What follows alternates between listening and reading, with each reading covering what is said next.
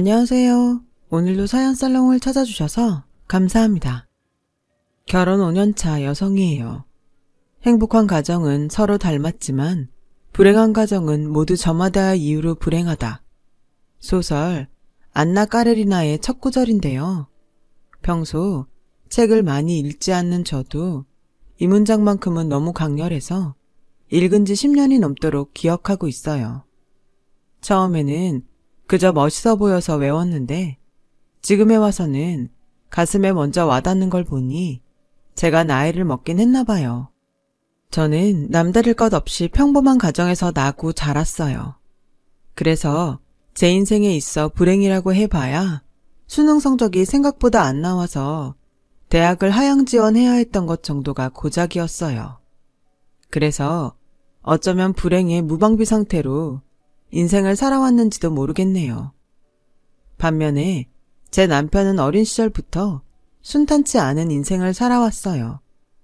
춤바람이 나서 집을 나간 아버지에 하루도 남자 없이 못 사는 어머니, 그 때문에 늘 주변의 손가락질을 받으며 살아야 했거든요.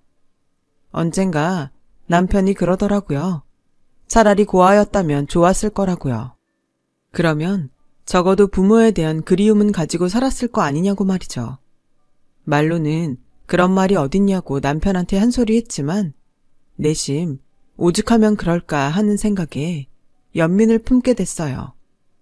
그제야 불행한 가정은 저마다의 이유로 불행하다는 구절의 의미를 깨달을 수 있었죠. 그래서 더 남편 곁을 떠나지 못하고 결혼까지 결심하게 됐는지 모르겠네요.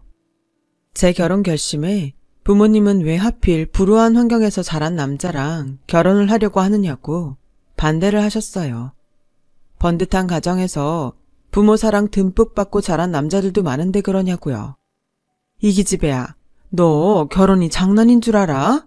제대로 된 남자랑 결혼을 해도 사니 못 사니 하는 판국에 어디서 그런 남자랑 결혼을 하겠대? 너 이 엄마가 미치는 꼴 보고 싶어서 그래? 엄마, 상훈 씨가 뭐가 어때서 그래? 부모 도움 없이 자기 힘으로 대학 공부까지 하고 번듯한 직장까지 있는 사람이야. 이렇게 제대로 된 사람이 또 어딨다고 그래? 암튼 난 상훈 씨랑 결혼할 거니까 더 이상 나한테 잔소리하지 마. 내 결혼이지 엄마 결혼 아니잖아. 이 철딱서니 없는 거사. 결혼이 장난인 줄 알아? 너 지금 객기 부리는 거야. 네가 하는 게 대단한 사랑인 것 같지? 너 그거 사랑 아니야. 동정이야. 그 남자가 불쌍해서 생긴 연민이라고. 그러니까 잔말 말고 엄마 말 들어. 엄마는 끝까지 결혼을 반대하며 다시 생각해보라고 저를 설득했어요. 하지만 저는 그럴 수 없었죠. 저마저 이 남자를 버리고 떠난다면 이 남자에게 또다시 씻을 수 없는 상처를 남기는 셈이니까요. 그리고 한편으론 내심 이 남자의 인생이 그리 불행하지 않았다는 걸 확인시켜주고 싶은 욕심도 있었어요. 그땐 정말 그럴 자신이 있었거든요.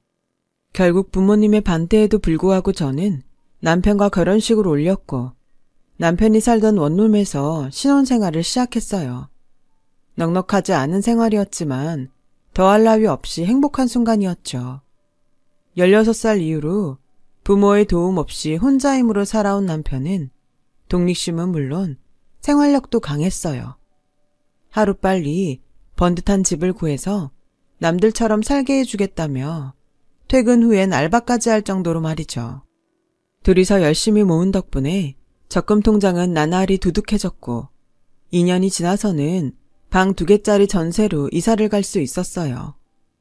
그렇게 우리 힘으로 살림을 불려나가는 재미에 빠져있던 어느 날 어머님이 회사로 저를 찾아오셨더라고요. 결혼을 한 지 2년이 넘었지만 결혼식 이후 처음 뵙는 거였어요. 핑계 같겠지만 남편과 어머님은 서로 연락을 끊고 산 지도 오래된 데다 모처럼 결혼식에 오셔서는 식이 끝나자마자 패백도 안 받으신 채 축의금을 들고 사라져버리셨거든요. 그 후로 연락도 받지 않으시고 말이죠. 점심시간에 맞춰 회사 근처 카페로 나갔더니 어머님이 대뜸 제 앞에 서류 봉투를 내미시더라고요. 열어보니 보험 계약서였어요. 목구멍이 포도청이라고? 얼마 전부터 보험일 시작했다. 100세 인생이라고 안 하니? 그 나이 먹도록 살려면 병원 신세 질 일이 한두 번이겠어? 상훈이 성격에 제 앞으로 변변한 보험 하나 들었을 리 없고, 그래서 내가 서류 다 꾸며왔으니까 네가 사인 좀 해라. 네 거도 있으니까 그것도 사인 좀 하고. 내가 나조차고 이러겠니? 이게 다 아들 며느리 위해 이러는 거야. 다른 건 몰라도 암이랑 실비는 필수야. 여유되면 상해도 하나 들면 더 좋고. 맞다. 니네 부모님은 보험 좀 들어놓으셨다니? 아니면 이참에 나한테 들으시라고 그래. 내가 잘해줄게. 너 상훈이한테는 절대 비밀이다. 당신이 한 짓은 까맣게 잊으셨는지 미안하다는 말 한마디 없이 계약서만 들이미는데 정말 없던 정도 뚝 떨어지더라고요. 내 남편이 이런 사람 밑에서 살면서 얼마나 힘들었을지 이해가 가고도 남았어요. 남편한테 물어보고 계약을 하겠다고 하는데도 점심시간이 끝나도록 놔주지 않으셔서 결국 사인을 하고 말았어요. 그제야 저를 보내주시면서 끝까지 당신 아들한테는 비밀로 하라는 말은 잊지 않으시더군요. 남편 몰래 보험 계약을 하고 보니 걱정이 태산이었어요.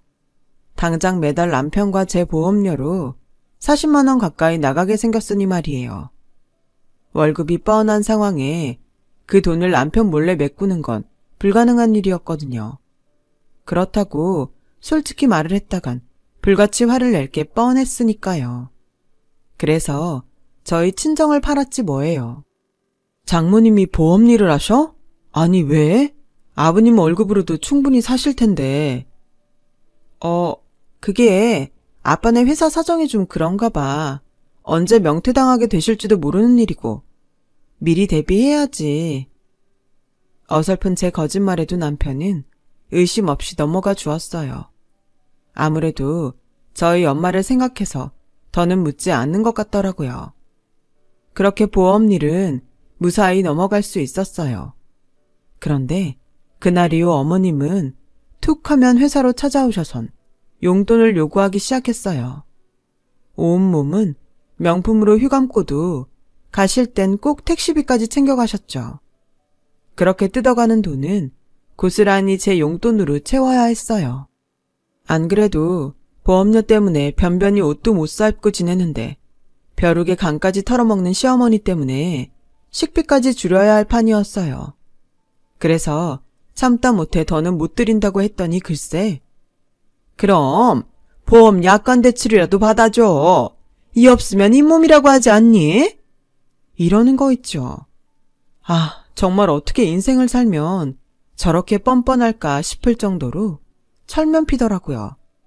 이렇게 질질 끌려다니다간 앞으로는 더 크게 뜯길 것 같아서 작정하고 얘기했어요. 정 그렇게 돈이 필요하시면 상원 씨한테 직접 얘기하세요. 저요, 어머님 때문에 애꿎은 친정 엄마까지 팔아가며 보험까지 들어드렸는데요. 이제 더는 못하겠어요. 이건 뭐 날라리 삥 뜯는 것도 아니고 툭 하면 오셔선 돈 내놓으라고 하시면 어떡해요. 직장인 월급 뻔한데 어쩜 이러실 수가 있냐고요. 어머니 몸에 걸치고 있는 옷이며 백이랑 구두만 팔아도 몇 달은 실컷 쓰실 것 같은데 앞으로는 저한테 돈 달라고 그러지 말고 그 명품들 팔아 쓰세요. 한 번만 더 저희 회사로 찾아오시면 저 상훈 씨한테 보험 일까지 죄다 말해버릴 거예요. 아셨어요? 그러니까 앞으로는 저한테 이러지 마시고 아드님 찾아가서 해결하세요. 목에 핏대를 세워가며 소리치는 바람에 주변에 얼굴은 팔렸지만 그래도 그 덕에 더는 시어머니한테 시달리진 않았어요. 그렇게 한 고비를 넘겼다 생각하던 그때 생각지도 않았던 시련이 불어닥쳤어요.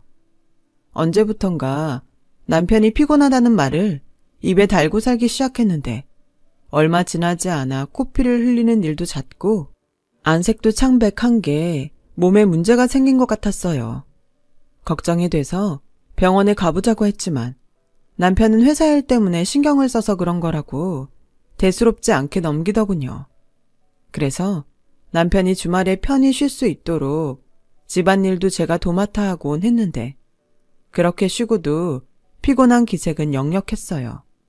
급기야 빈혈도 심해지고 무엇보다 정상 체중이던 사람이 눈에 띄게 체중이 줄어서 불과 몇 달 사이에 완전 딴 사람이 돼버렸지 뭐예요. 그런데도 남편은 한사코 병원에 가기를 거부했어요. 결국 참다 못한 저는 병원에 가는 게 무서워서 이러는 거야? 누가 봐도 문제가 있는데 왜 병원에 안 가겠다는 거야? 당신 잘못되면 난 어쩌라고? 나 청산 과부 만들 거야? 그럴 거냐고. 당장 병원 안 가면 나 당신 안 봐. 자기 몸도 제대로 못 챙기면서 무슨 가장 노릇을 하겠다고 그래? 당장 일어나. 당장 병원 가자고. 결혼하고 처음으로 제가 화를 내는 모습을 본 남편은 그제야 아무 말 않고 저를 따라 병원으로 향했어요. 네? 급성 골수성 백혈병이라고요? 청천벽력 같은 소리였어요.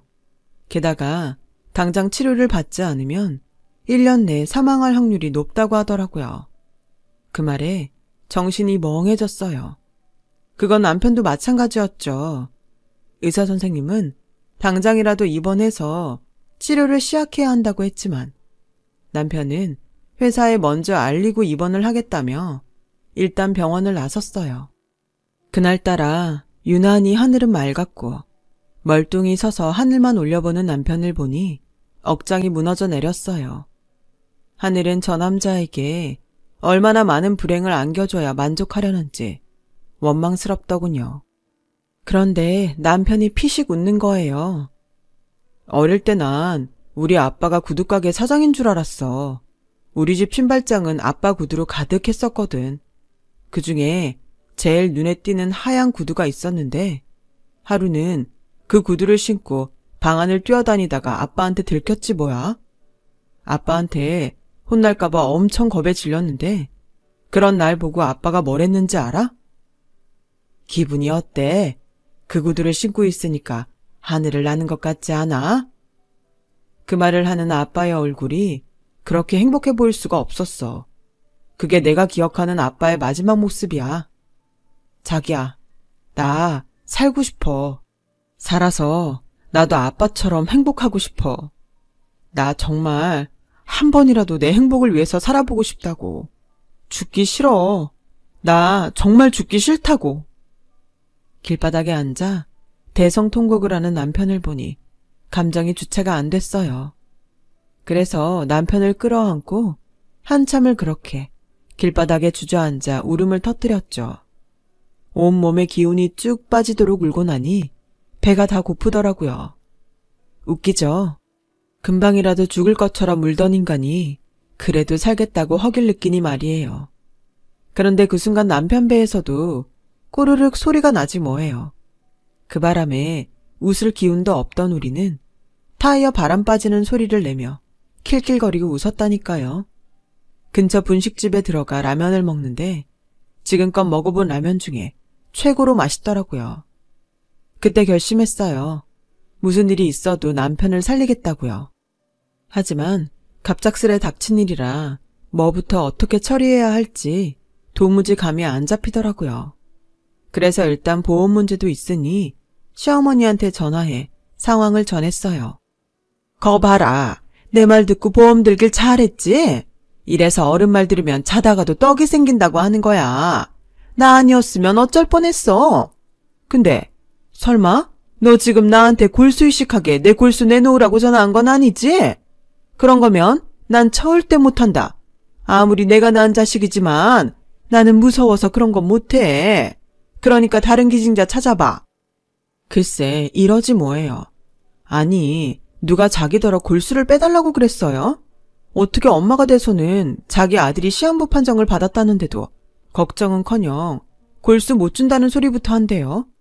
그러고도 엄마라고 할 수 있나요? 정말 인간 같지도 않았어요. 더는 얘기할 가치도 못 느끼겠더라고요. 그래서 알았다고 하고는 바로 전화를 끊어버렸어요.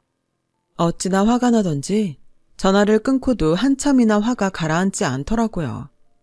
솔직히 골수이식은 생각도 않고 있었는데 대놓고 그런 소리를 들으니 내 남편이 불쌍해서 눈물이 나더군요.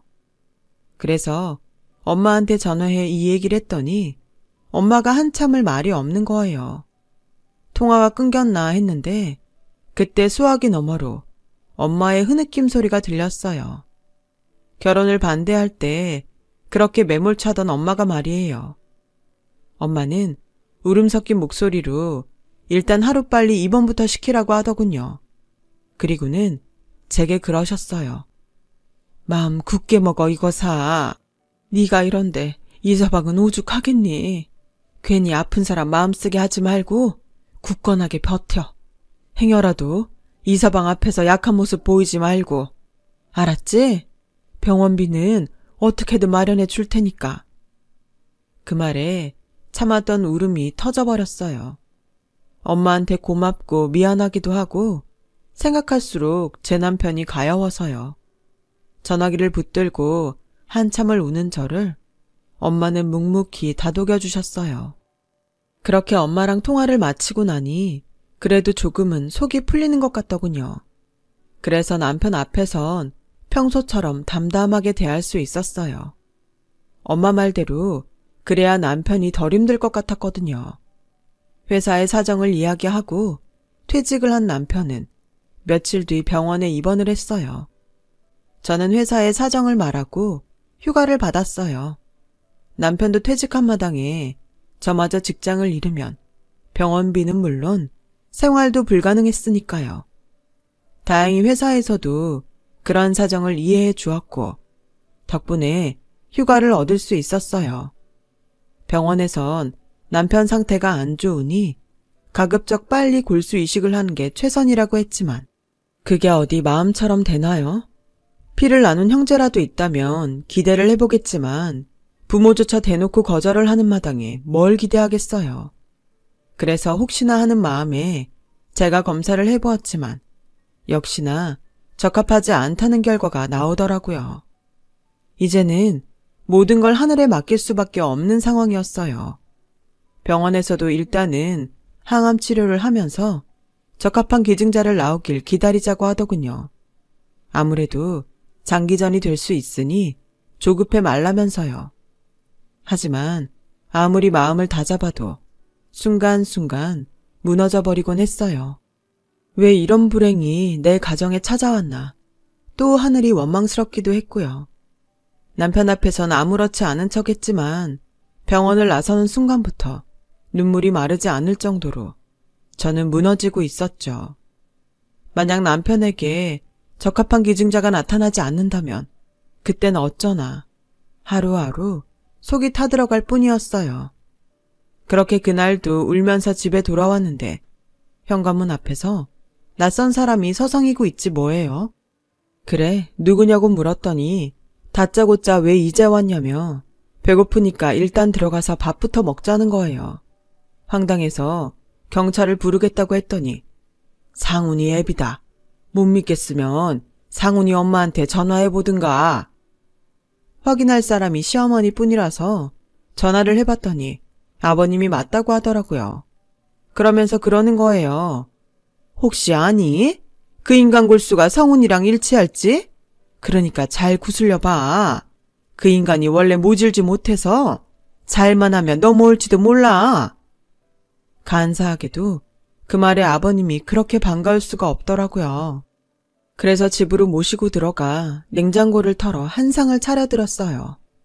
그러는 중에도 머릿속으로는 어떻게 말을 꺼내야 할까 한 고민이었죠. 마치 토끼한테 간을 내어달라고 부탁해야 하는 자라가 된 심정이었어요. 아버님은 식사를 마치시곤 너무도 당연하게 당신이 쓸 빵을 물으셨어요. 황당하기는 했지만 옷방을 치워드리곤 그 방에서 주무시라고 말씀드렸죠. 그리고는 현재 남편의 상황을 전해드렸어요. 혹시나 얘기를 들으면 아버님이 먼저 골수이식 얘기를 꺼내시지 않을까 싶어서였죠. 그런데 남의 집 얘기하듯 넘기시고는 자기 할 말만 하는 거예요. 너도 들었겠지만 내가 소시적에 춤에 빠져 사느라 제대로 챙겨 먹지를 못했어. 나이가 드니 소화도 잘 안 되고. 그래서 말인데 기름기 많은 육류 말고 생선 살코기나 제철 채소 위주의 식단이 필요할 것 같은데 그 정도는 해줄 수 있지? 아, 제철 과일도 좀 부탁하마. 순간 제가 잘못 들은 줄 알았어요. 아들은 사경을 헤매고 있는 판에 아빠란 인간이 자기 건강 챙길 생각만 하다니요. 어떻게 된 게 이놈의 집구석 부모들은 하나같이 자신들밖에 모르나 싶더군요. 당장이라도 쫓아내고 싶은 마음은 굴뚝 같았지만 그래도 남편을 살리고 싶은 마음에 꾹 참았어요. 그리곤 아버님이 원하는 식단으로 밥을 차려드렸죠. 그러는 와중에도 남편의 면회가 가능한 시간이 되면 아버님께 함께 병원에 가보지 않겠냐고 물어보곤 했는데 그때마다 거절을 하시지 뭐예요. 아픈 자식 가서 보면 또 뭐하냐면서요. 그래서 일단은 비위를 맞춰주자는 생각에 더는 보채지 않았어요. 아버님이 오셨다는 말에 남편은 내심 기뻐하는 기색이었어요. 그러면서 은근히 아버님이 병원에 와주시길 바라는 눈치였죠. 그런데 남편한테는 차마 아버님이 오기 싫다고 했다는 얘기는 할 수 없어서 감기로 몸이 좀 편찮으셔서 다 나으면 모시고 오겠다고 둘러댔어요. 그런데 일주일이 지나도록 아버님은 통 움직일 생각을 안 하시지 뭐예요.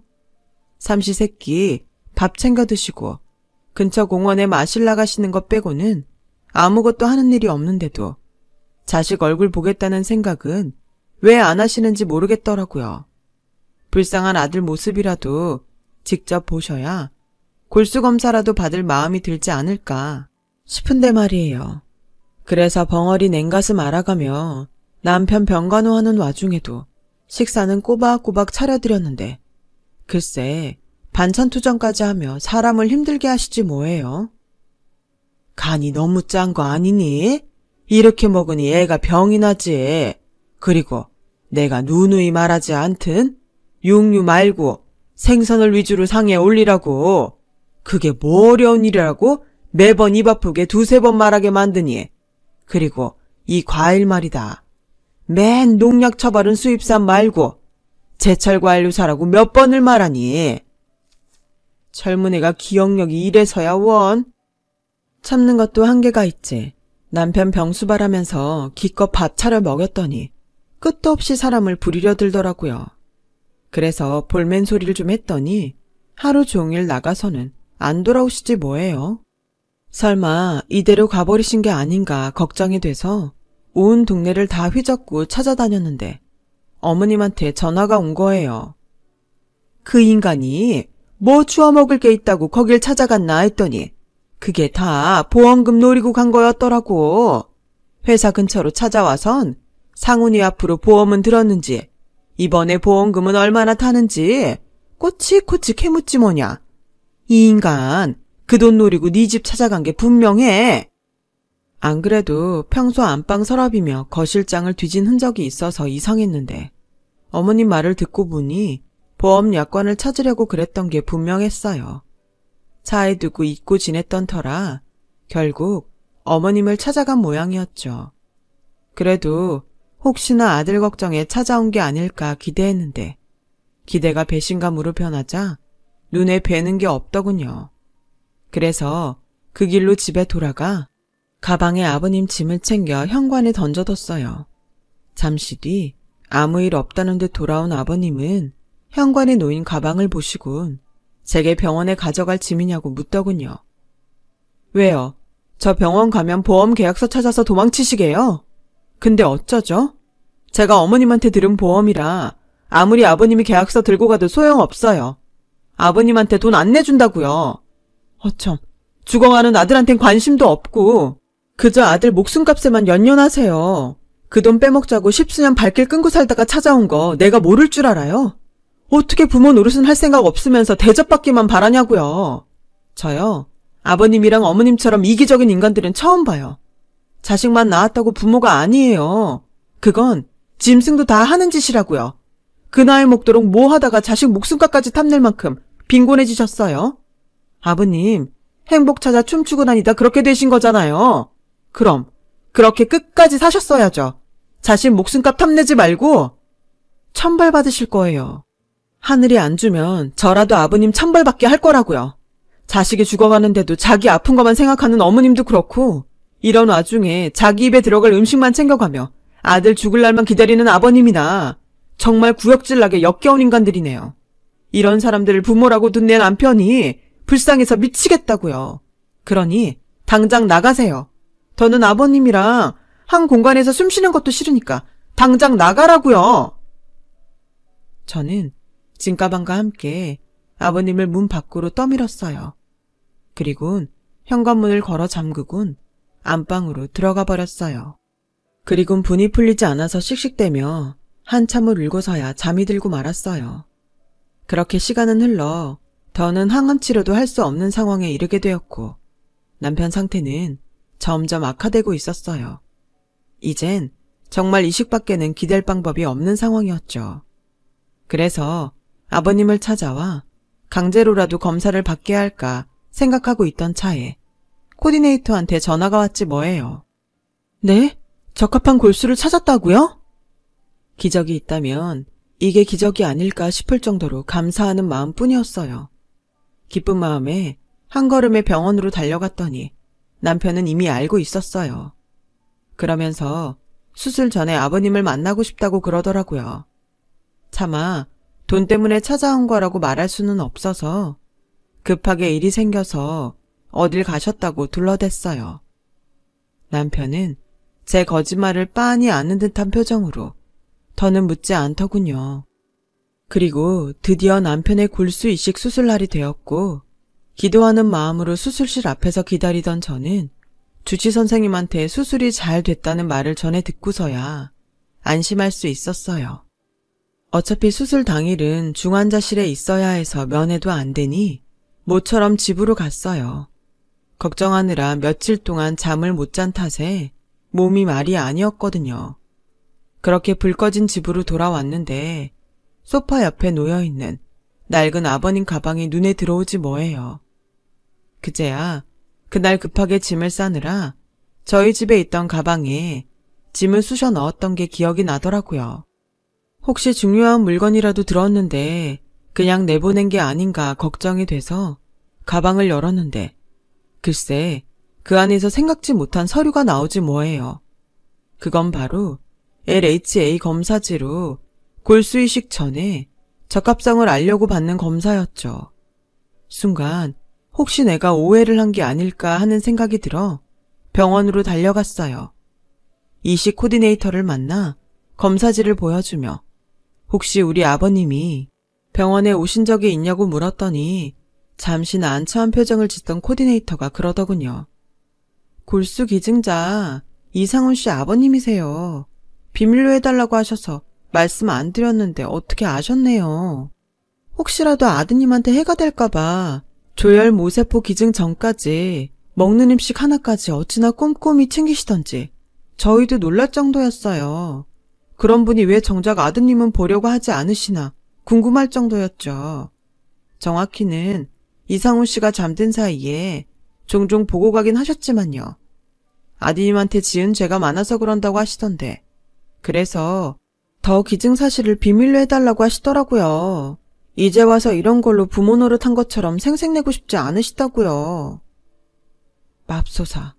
그런 것도 모르고 아들 목숨값 노리고 왔다고 매정하게 내쫓았으니 제가 경솔했던 거죠. 그래서 코디네이터한테 부탁해 아버님 전화번호를 받아들곤 전화를 드렸어요. 제가 오해를 했다고 죄송하다고 하자 아버님은 그럴 거 없다시며 오히려 당신 아들 위하는 저를 보고 안심했다고 하시더라고요. 그러면서 수술이 잘 된 건 코디네이터를 통해서 전해 들으셨다며 앞으로도 당신 아들을 잘 부탁한다고 하시더라고요. 평생 애비 노릇 한번 해본 적 없는데 그나마 아들을 위해 도움 줄 수 있어서 오히려 당신이 고맙다고 말이죠. 남편이 다 나으면 그때 얼굴이나 한번 보자고 하시더군요.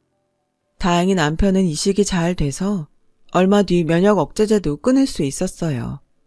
그렇게 남편은 조금씩 예전의 모습으로 돌아가게 되었어요. 남편이 퇴원하던 날 우리는 아버님 댁에 찾아갔어요. 어머님과 이혼 후 쭉 혼자 살아오신 아버님 집에는 집안 곳곳에 오랜 시간 홀로 살아오신 흔적들로 가득했어요. 지인 소개로 콜라텍 매표소에서 일하고 계신데 가끔 홀에 들어가 손님들한테 춤을 가르쳐 주시기도 한다더라고요. 평생을 춤을 추며 살았지만 여전히 춤을 출 때만큼 행복한 순간은 없으시다면서요. 아버님이 연세보다 젊은 신체 나이를 가지고 계신 것도 다 춤으로 다져진 건강 때문이라며 멋쩍어 하셨어요. 그리고는 애비로서 해준 게 없어서 미안하다며 고개를 떨구셨죠. 저는 아버지 덕분에 태어났고 아버지 덕분에 다시 태어나는걸요. 이것보다 감사한 희생이 어딨나요. 그런데 해주신 게 없다뇨.